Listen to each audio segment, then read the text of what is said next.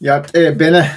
Hello, my relatives. Mark Charles. Today is Tuesday, April 8th, and I'm sitting here with my second cup of coffee. And I'm excited to have a conversation with you about what's going on in our country right now. But let's go ahead and jump right into it. Hold on just a second. Let me get a few things set up here. President Trump has created a lot of chaos in his first 3 months in office. But his most recent attack on the Smithsonian is probably one of his most dangerous moves yet.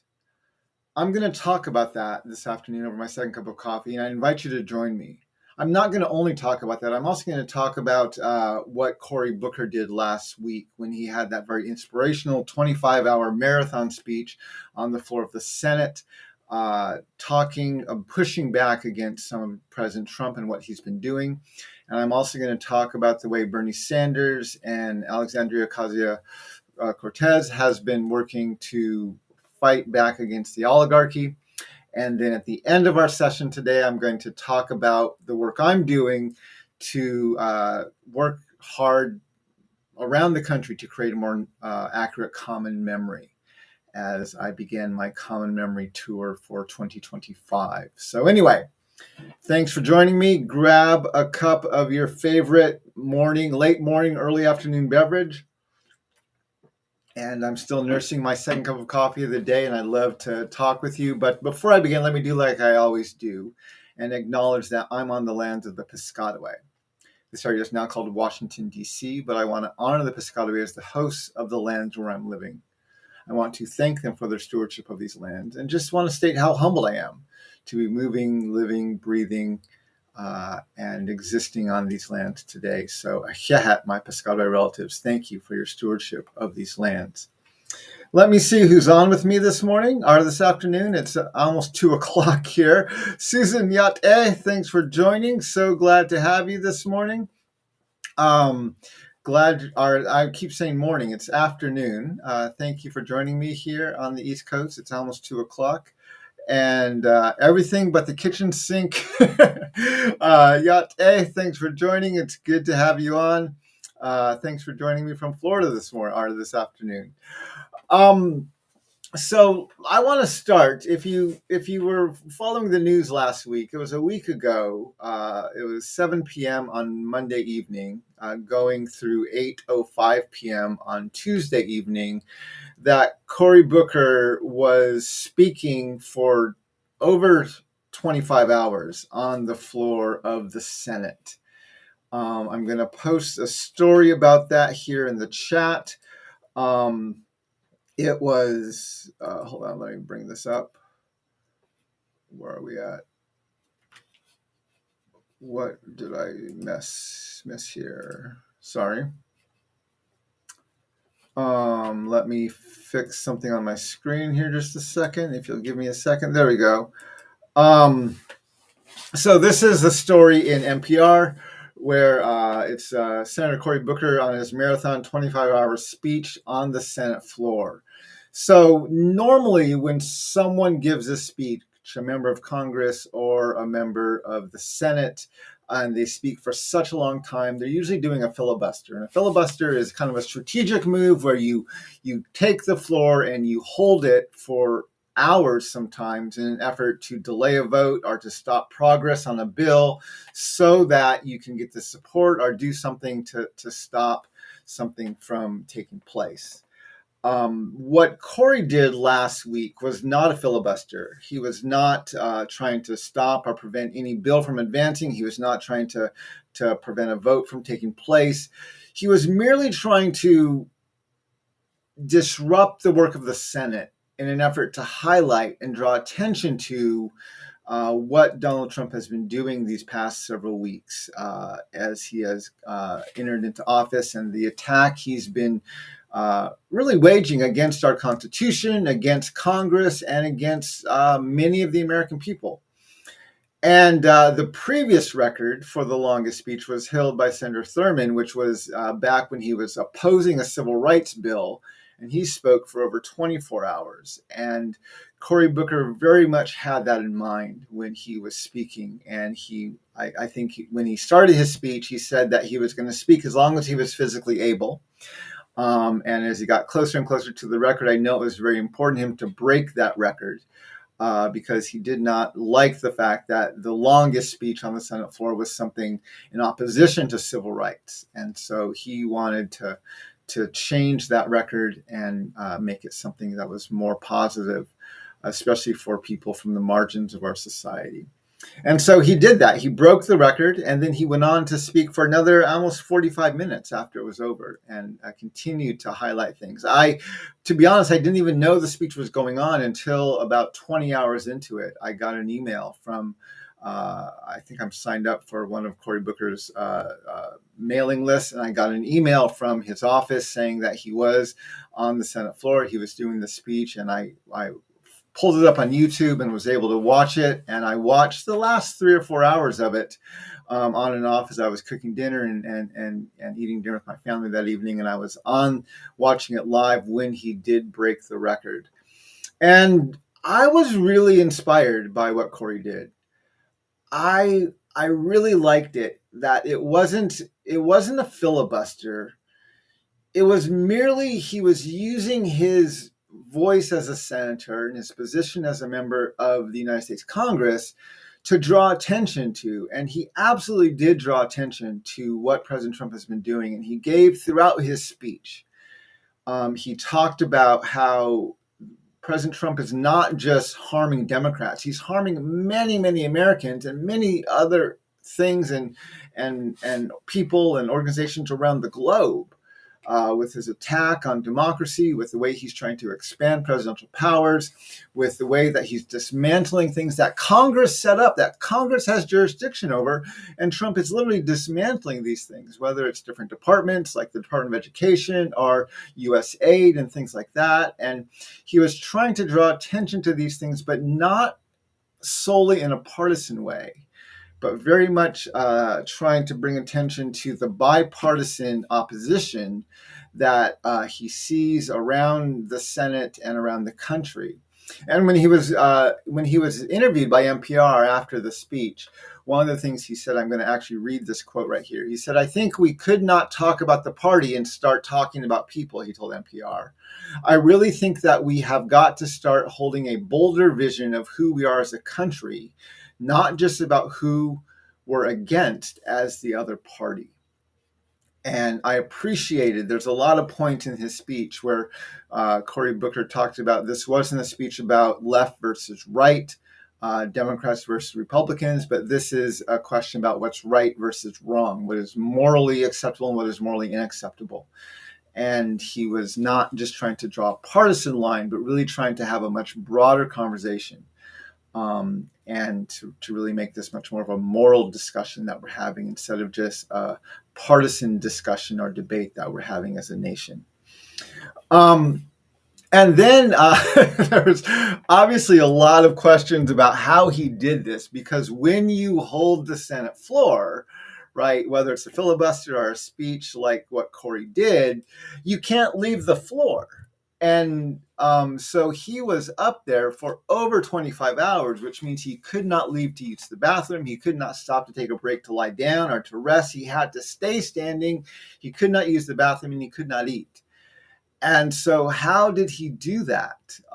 Did he there was a lot of questions. Did he have some kind of an adult diaper on that allowed him to use the bathroom if he had to? Did he do something else? And when he talked about it with reporters afterwards, he said that he actually dehydrated himself prior to going on stage. He started fasting like 2 days before, so he would have nothing in his stomach or in his bowels, and then he stopped drinking about a day before, so he had nothing in his bladder, and then he merely sipped water throughout the time. And so he was both very hungry and very thirsty throughout the entire time, but that prevented him from having to stop to use the bathroom.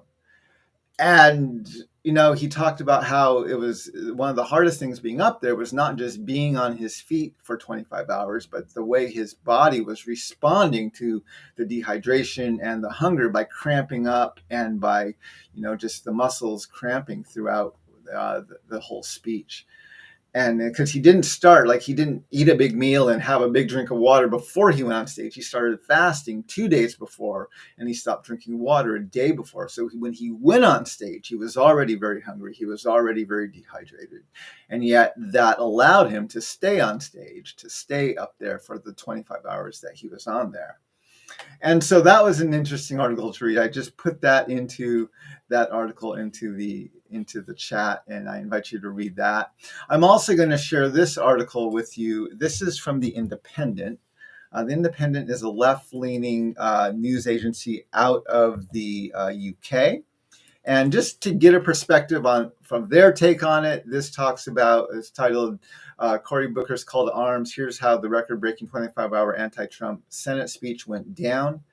And that also brings up a lot of good points that Cory was talking about. And then just so we can see it from both sides, I'm going to share with you the Fox News article about this and their take on what Cory Booker did and how what he spoke about and their take on it. I encourage you to read all these articles, and there's many, many more out there. There's also video of the live stream where he spoke, and you can watch that as well. I have not watched the entire speech. Obviously, it's 25 hours. That's quite a long time. I did watch several hours towards the end, and I was very inspired by Cory. I've always liked Cory. He's about my age. He's 55 years old, and I critique him frequently when I speak because of the way he advocated for Hillary during the Democratic National Convention in 2016. But there's a lot of that Cory does that I really admire about him. And I found myself very inspired by him because he wasn't doing something that was even necessarily harming the work of the Senate. But he was using his position as a senator to draw attention to what this administration is doing and how that's hurting people and agencies and voters on both sides of the aisle. He talked a lot about the civil rights movement. He talked a lot about people like Dr. King and others who had done this type of work before, John Lewis, and I found myself very inspired by him, and so did a lot of other people. He had a very large following throughout his speech, and I think he gave, the Democrats especially have been very frustrated, and our nation has been frustrated with the Democrats because they have not had a very cohesive response at all. In fact, the most response that have come in opposition to Trump has come from Bernie Sanders, who's not even a Democrat. He's an independent who caucuses with the Democrats, but he's been out with other leaders on his Stop the Oligarchy tour and has been drawing record-setting crowds. We're going to talk about that in a few minutes. But I was very inspired by what Cory did, and I think it helped a lot of people to at least pause and listen and to try to give a little bit of understanding of what's really going on and what it is that the Trump administration is doing, not only to our country, but to the global economy, to the global world, to the world, as well as to our democracy here in the United States. So anyway, I invite you to read those articles, but I found myself very inspired by what Cory Booker did. Next, I want to talk for just a few moments about Bernie Sanders and his Stop the Oligarchy tour. So if you've been following that, Bernie Sanders and Alexandria Ocasio-Cortez have been out traveling around the country, gathering massive crowds.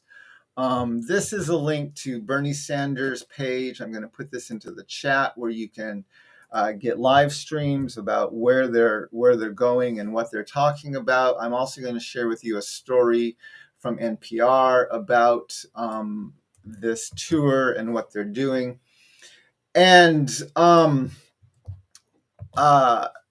it's interesting because one of the things I read in the article I just posted from NPR is that Bernie Sanders, in doing this tour, and it's the Stop the Oligarchy tour, he's drawing larger crowds than he was drawing when he ran for president in 2016 and in 2020.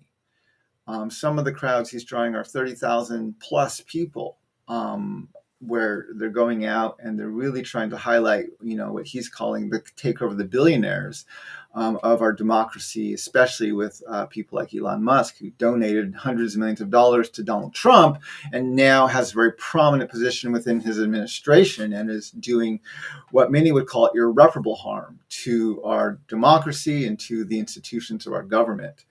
And so he's out raising attention and drawing attention to what's going on there, and he is calling it his Stop the Oligarchy tour. And what's interesting is, again, Bernie Sanders is not a Democrat, but he caucuses with the Democrats, and he has run. I think he even ran as a Democrat when he ran.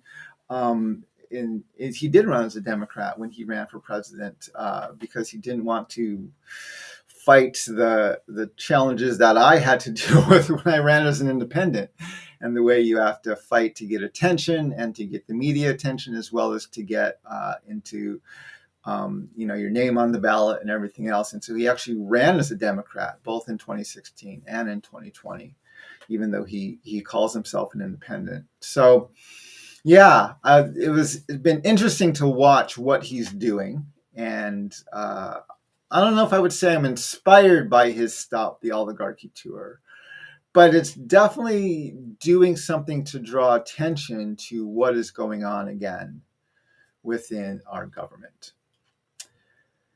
What I want to talk about next, and this is actually one of the things I'm most concerned about right now, is what I would call the bipartisan danger of Trump's attack on the Smithsonian. And I mentioned this about a week and a half ago when I did my last second cup of coffee.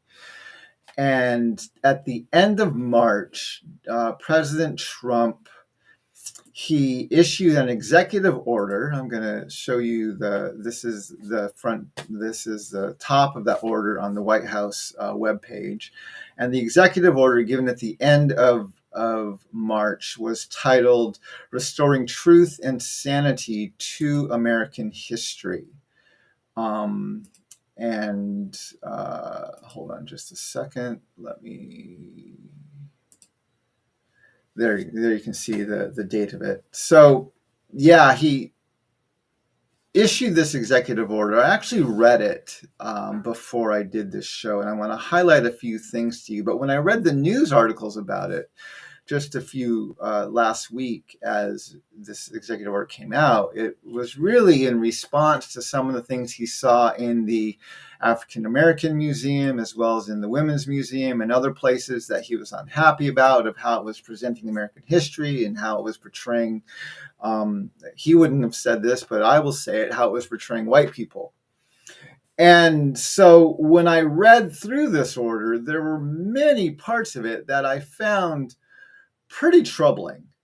And I want to just highlight some of these things here, because I actually think, before I read those articles, well, no, let me read them first, and then I'll talk about what I want to say. But this is towards the top of the section where he's going through his justification for giving this order.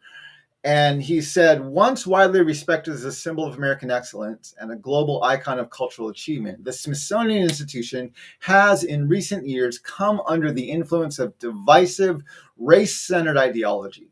This shift has promoted narratives that portray American and Western values as inherently harmful and oppressive. For example, the Smithsonian American Art Museum today features The Shape of Power, stories of race and American sculpture, an exhibit representing that societies, including the United States, have used race to establish and maintain systems of power, privilege, and disenfranchisement. The exhibit further claims that sculpture has been a powerful tool in promoting scientific racism, and promotes the view that race is not a biological reality, but a social construct, stating race as is a human invention.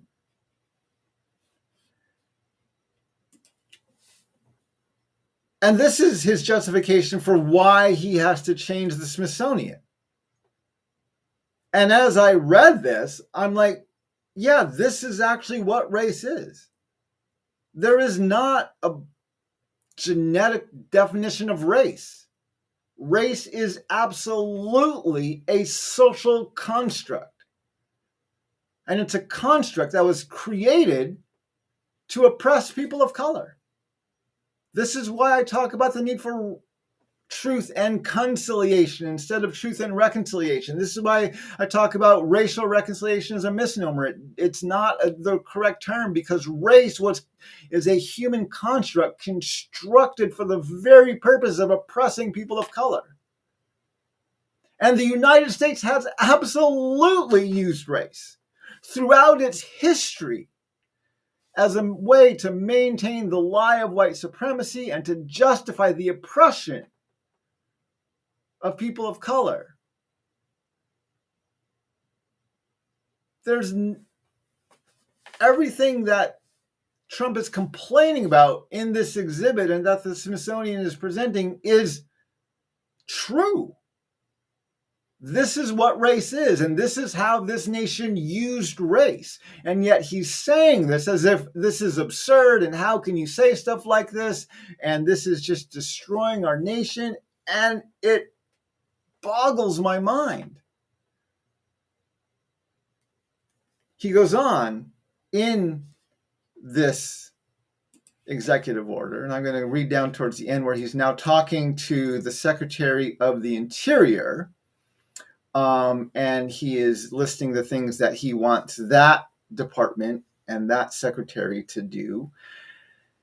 And the third item is take action as appropriate and consistent with applicable law to ensure that all public monuments, memorials, statues, markers, or similar properties within the Department of Interior's jurisdiction do not contain descriptions, depictions, or other content that inappropriately disparage Americans past or living, including persons living in colonial times, and instead focus on the greatness of the achievements and progress of the American people, or with respect to natural features, the beauty, abundance, and grandeur of the American landscape.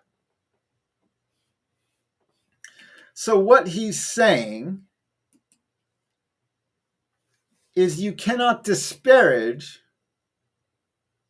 people in American history, prominent Americans, even in colonial times, who did very destructive things.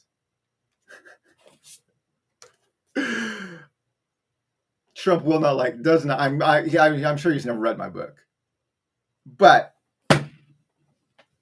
he would hate it.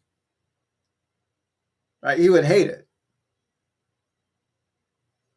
How can you talk about American history without pointing out not only what we've done, but what we continue to do to hold people in positions of oppression? Abraham Lincoln was a blatant, unapologetic, self-proclaimed white supremacist and one of the most genocidal presidents in our nation's history. He literally ethnically cleansed the northern, central, and southern routes of the railway. And Trump is saying we don't want our museums to talk about these things. This is our history. This is what we've done. And this is one of the reasons why I think this is one of the most dangerous things that Trump is doing. In chapters 9 and 10 of this book, Soong-Chan Rah and I, on Selling Truth, Soong-Chan Rah and I discuss the adage that the victors write the history. And we speculate how, if Nazi Germany had won World War II, how would their historians have portrayed Adolf Hitler? Well, he'd be their greatest leader ever.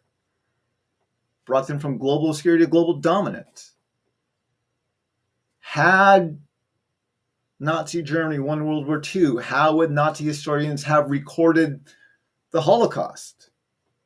We have Holocaust deniers today. Imagine if they won the war. What Holocaust? There was no Holocaust. Or if there was, it was completely justified. And then we point out that the United States of America has never lost a war that matters. We've never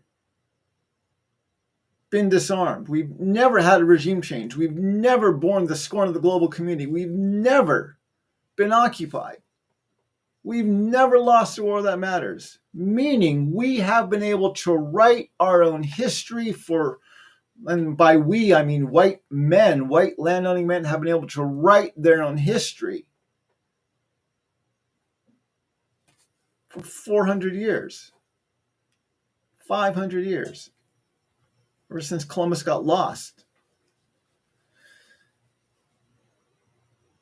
And because of that, we did to Abraham Lincoln the very same thing we said Nazi Germany would have done to Adolf Hitler. We made this white supremacist genocidal man into a hero because he helped our nation complete manifest destiny by ethnically cleansing the northern, central, and southern routes of the Transcontinental Railway, and by giving us the tools we're using today, which is keeping slavery legal within our criminal justice system, to remove the civil rights of people of color on a whim. This is why he's this nation's greatest president, because he gave this nation the tools they are using today to continue to oppress people of color and to claim that this continent, Turtle Island, is God's gift to white people.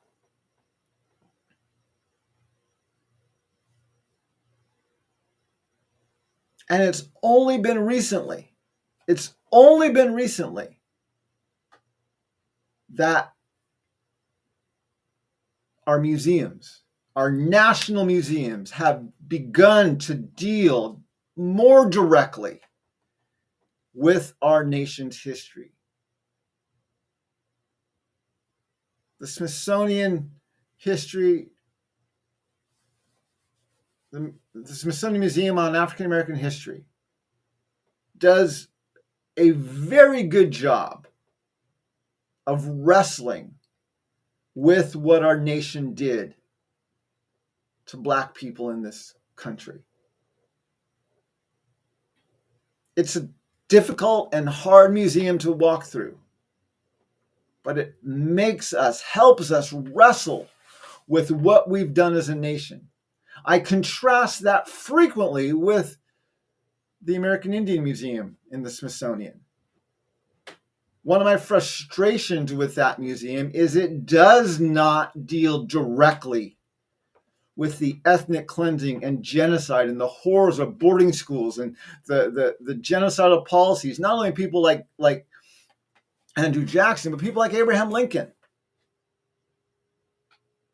People our nation calls our heroes, and what they did to ethnically cleanse this continent. It doesn't wrestle with those things very directly.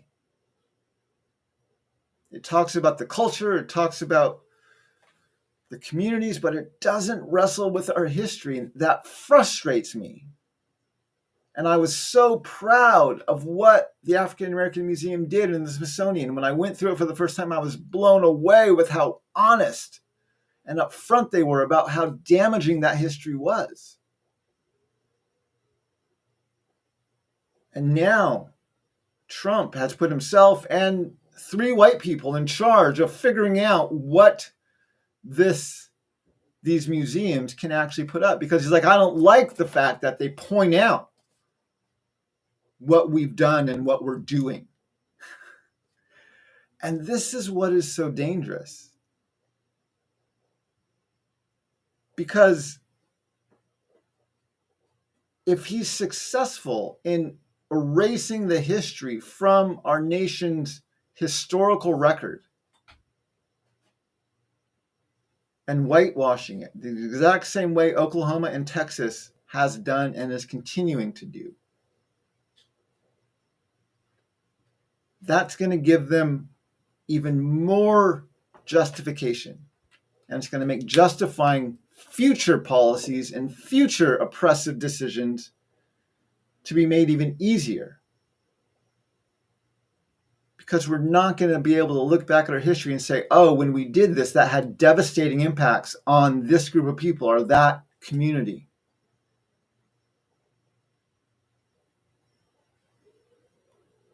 Trying to rewrite our history when we're barely beginning to, and we're not even close to accurately discussing what we've done as a nation and who we are as a country. And Trump is trying to shut that down. And that's very dangerous because of the way that's going to make it easier for this nation to live in denial about what it's done and continue to perpetuate the advantages that it gives to white landowning men. And what's frustrating to me about this, and this is one of the reasons why I see this as so dangerous, is because this isn't just Trump. Again, I've said this before. The challenge with Trump is he's advocating for bipartisan values, right? When he says in this last section that he doesn't want the Department of Interior, anything under their jurisdiction, it cannot contain descriptions, depictions, or other content that inappropriately disparage Americans past or living, including persons living in colonial times. Again, when Donald Trump ran in 2016, his mantra was "Make America Great Again." Hillary Clinton's response was "America is great already." Our nation's first black president responded, agreeing with Hillary, and said, "America is already pretty great." Cory Booker, who I was just inspired by a few minutes ago, when he was speaking to the Democratic National Convention, and he acknowledged that our Constitution counts Africans as 3/5 of a person, excludes women, and our Declaration of Independence refers to natives as merciless Indian savages. He acknowledged all three of those flaws in our foundations and then said to the white landowning men of the Democratic Party, "But these things do not detract from our nation's greatness." I've said this before, I'm going to say it again, right? We were fooled. We thought that election in 2016 was about racism versus anti-racism. We thought it was about sexism versus anti-sexism. It wasn't what we were voting on. Donald Trump viewed everything in our history. Well, he disagreed. Both those groups. Donald Trump saying "Make America Great Again," he's implying our history was great. People like Barack Obama made us ungreat again. And now he was going to make America great once more. And Hillary Clinton responded by saying America's always been great. We were great then and we're great now. And then two black people agreed.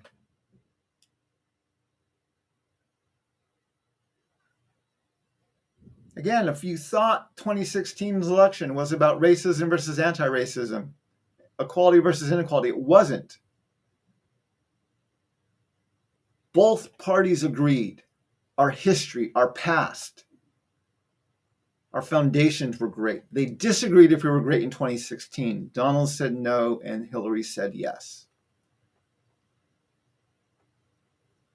And so I don't expect the Democrats to push back very hard against orders like this, where Trump wants to continue to erase our nation's history and just tout America's greatness throughout its entire history.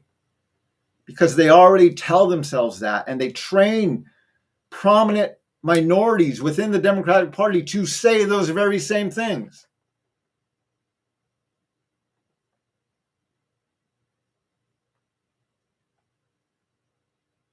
Donald Trump is appealing here to bipartisan values. It's things the Democrats don't like to say out loud, but it's things the white leaders of that party absolutely agree with.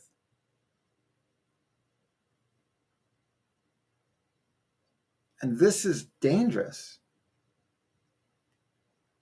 Because when you erase your history, when the victors write the history and you don't get to hear from the margins, you will merely continue to perpetuate the injustices you are already seeped in.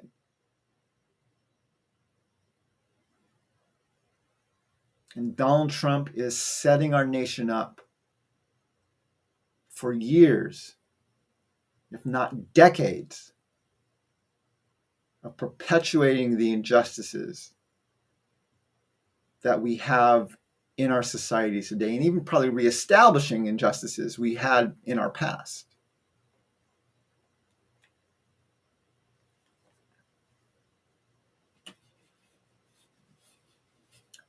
A few weeks ago, on my second cup of coffee, I talked about the need to protest strategically. I was inspired by what Cory Booker did with his 25-hour speech. I was inspired by how he talked about not left versus right, but right versus wrong.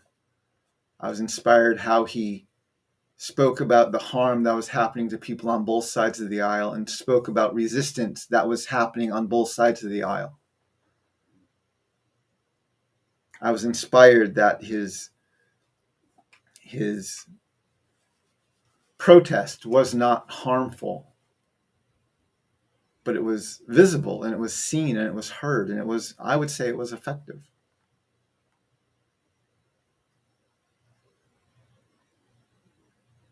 I haven't listened to, and I like the way he focused on, instead of just opposing the Republican Party, he wanted to talk about a bolder vision for our entire country.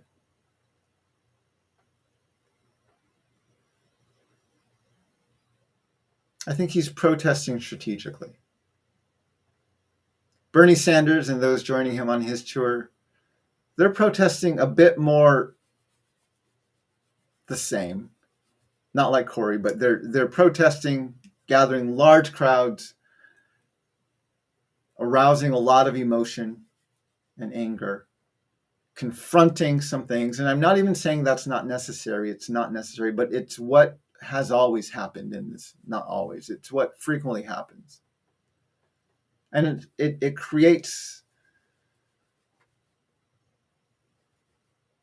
I'm not as inclined to join with what Bernie Sanders is doing. It needs to be done. It's just not where I feel is the most effective place where I want to put my energy.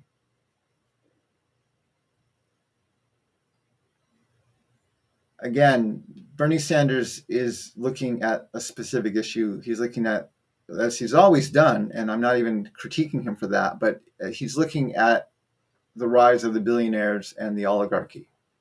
And that's important. And I appreciate what he's doing. But I haven't joined those protests. I haven't become a part of that because, again, that's not where I think my voice will be the most effective. A week ago, I launched a fundraiser as a GoFundMe for what I'm calling my Common Memory Tour of 2025.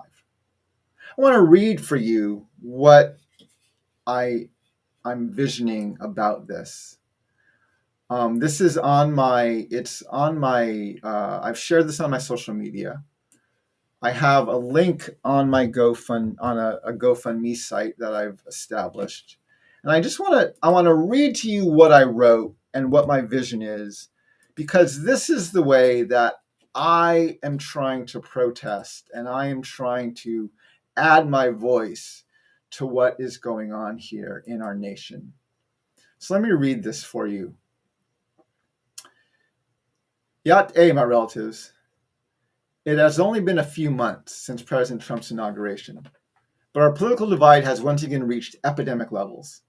Social media is exhausting, public spaces are tense, global relationships are strained, and government workplaces are toxic. Even people who voted for Trump are concerned about the future of their jobs, the return on their retirement investments, our partnership with our allies, and the security of our most top secret communications. The Democrats blame Trump. Trump blames Biden. Bernie Sanders blames the billionaires blame the poor, and the GOP-led Congress is currently unwilling to publicly oppose the agenda of a Republican president who desperately wants to be king. So what do? Many people are protesting. Others are lobbying. Some are using civil disobedience, and some, tragically, are resorting to violence. Much of the nation believes our problems are partisan and therefore see the solutions as binary. But I am convinced our challenges are much deeper, embedded within our political and religious foundations. So in response, I have curated 2 paradigm-shifting presentations specifically for this moment.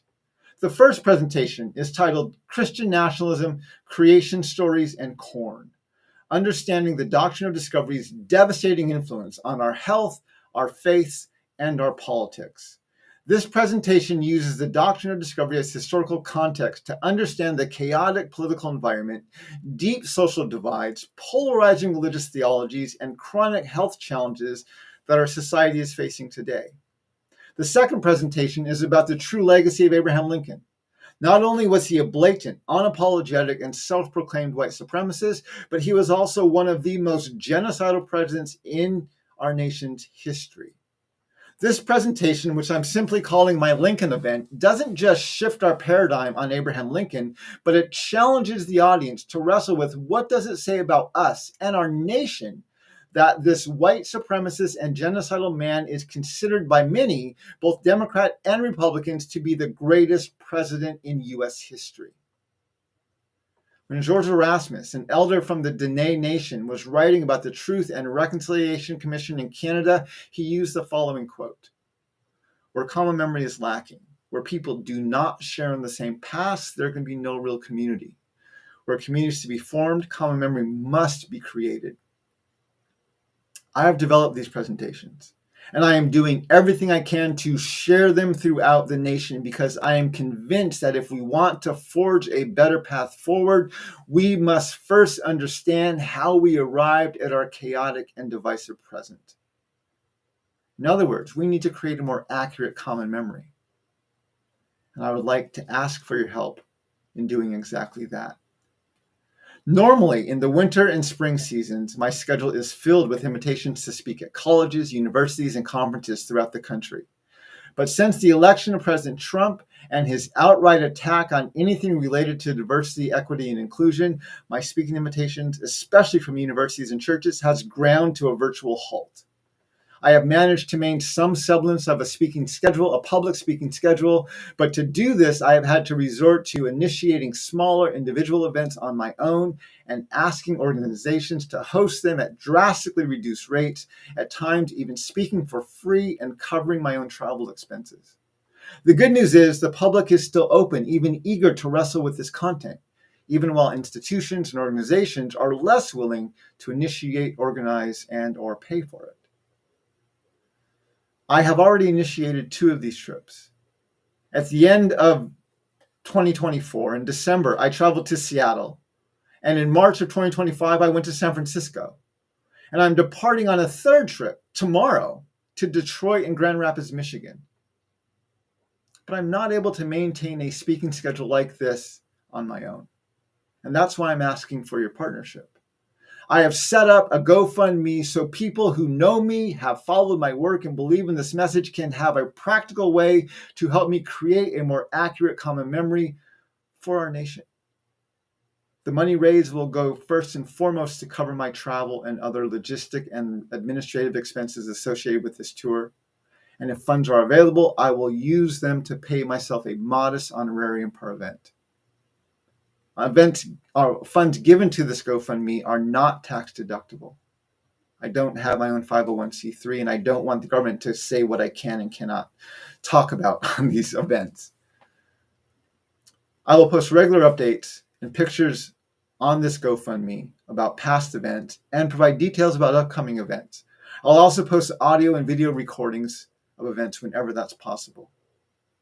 For the two events I have coming up in Michigan this week, on Wednesday, April 9th, at 7 p.m. Eastern Time, I will be at the campus chapel at the University of Michigan, giving my Christian nationalism, creation stories, and corn presentation. I'll be giving the same presentation at Fountain Street Church in Grand Rapids, Michigan on Friday, April 11th, also at 7 p.m. Eastern Time. Both of these events are open to the public, and if you are in the area, I invite you to come. I think they're going to try to record the event in Grand Rapids, but I don't know if that's going to be live streamed or not. But if there is a recording, I will do everything I can to make that available. And I'm hoping to give more presentations in cities like Los Angeles, Portland, Denver, Atlanta, Washington, D.C., Philadelphia, and Baltimore. I'm also hoping to receive more opportunities and invitations to bring these presentations to other communities and cities around the country. Yá'át'ééh, my relatives. Thank you for your interest in my work and for your ongoing partnership in building a healthier national community through the creation of a more accurate common memory. I posted the link for that GoFundMe for my Common Memory Tour 2025 in the chat. If you are interested in helping support this work to bring this message around the nation as best as I possibly can, I invite you to make a donation there. Yesterday, I had an opportunity to talk in a school locally, nearby, and I spoke to high school students. Many of them, almost the majority of them, African American. I was invited to talk about Native history. They were going into a section where they're going to read a book on missing and murdered Indigenous women and girls. And they wanted me to set up some of the history of how our nation led into the crisis of missing and murdered Indigenous women and girls. And I talked briefly about the Doctrine of Discovery. They watched part of my TEDx talk on We the People, the 3 most misunderstood words in U.S. history. But I spent much of my time talking about Abraham Lincoln. Again, many of the students were African American, and they were very well versed in what this nation has done to the African American community, both historically and present day, to hold that community in a space of oppression. And I wanted them to understand how it's the African American and the Native American communities that are specifically excluded by our Constitution. African Americans are counted as 3/5. Native Americans, it says we are specifically excluded from our Constitution. When our nation calls itself a nation of immigrants, they are intentionally excluding African Americans who never immigrated here to join this nation. They were kidnapped, brought here, and then enslaved to build this nation. And Native peoples who didn't immigrate here but are indigenous to these lands and were ethnically cleansed from the land so that this nation could be founded and built. And so I wanted to use Abraham Lincoln, and I took some time to talk about the way Abraham Lincoln was a blatant, unapologetic, and self-proclaimed white supremacist. And then I went into the ways that he methodically, through massacre after massacre after massacre, ethnically cleansed the northern, central, and southern routes of the railway, as he sought to help this nation complete what he very much believed was its manifest destiny.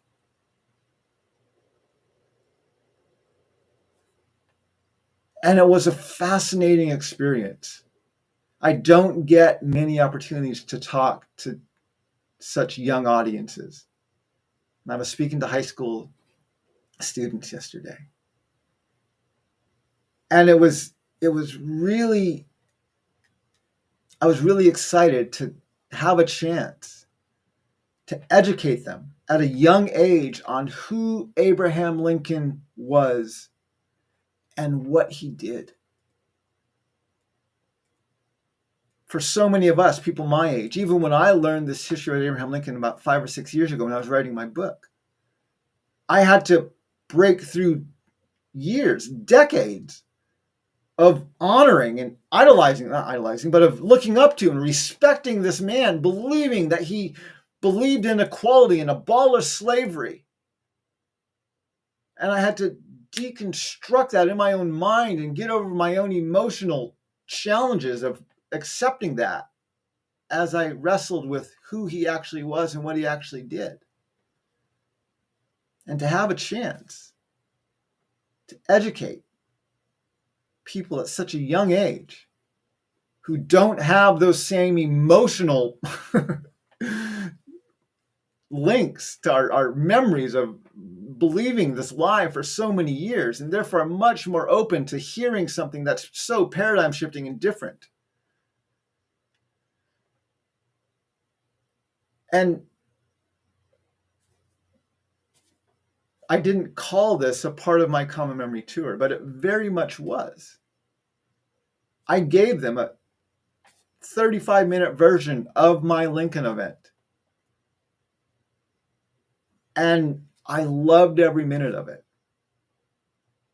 And that's what I want to do around the country.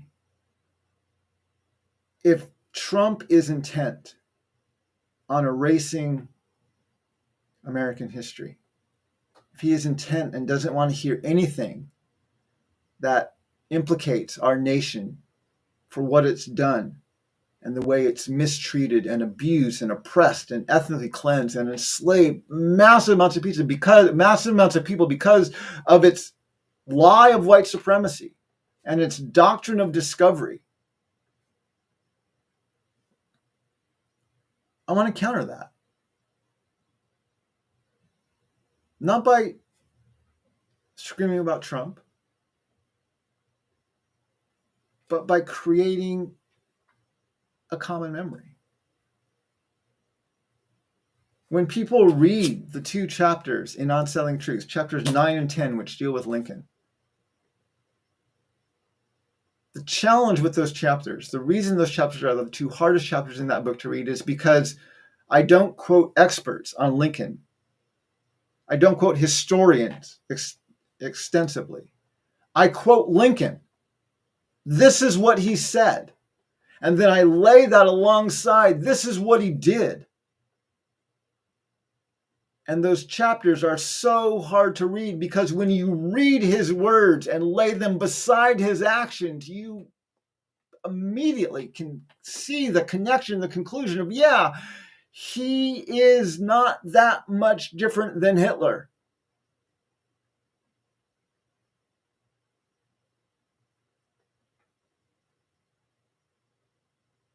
And if Trump is intent on erasing our history,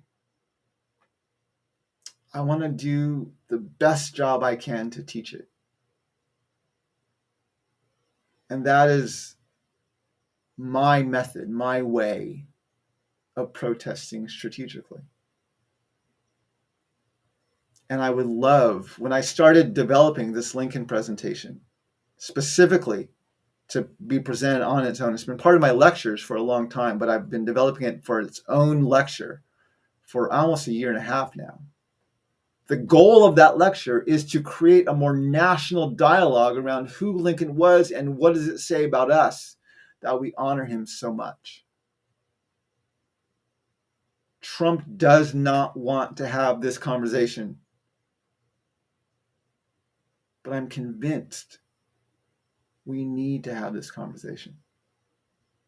And that's why I'm launching this tour with these 2 lectures, Christian Nationalism, Creation Stories, and Corn, and my Lincoln event. And I want to do everything I can to engage our nation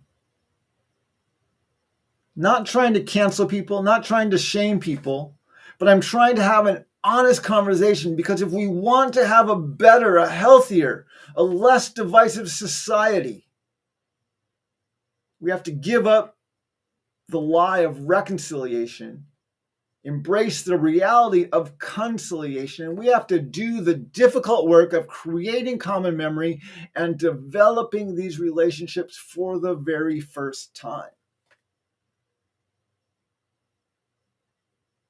My vision is I want a healthier society. I want to live in a country that doesn't just keep making the same mistakes over and over and over and over again. I want to live in a nation where we, the people, for the very first time, actually means all the people.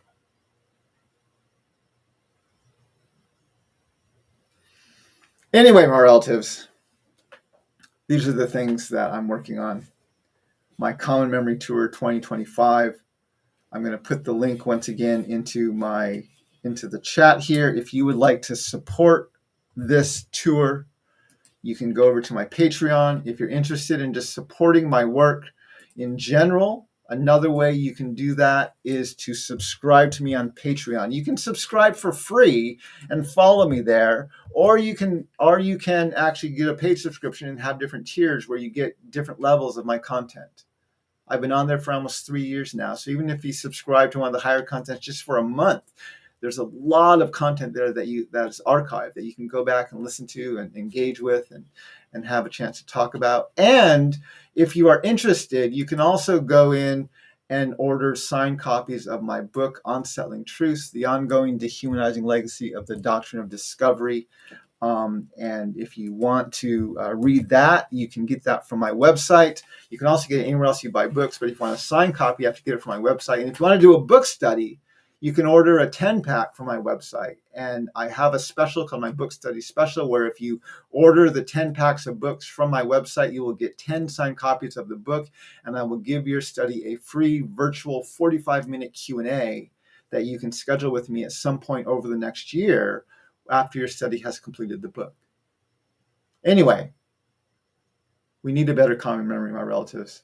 We need to protest strategically. We need to do everything we can to create a healthier society.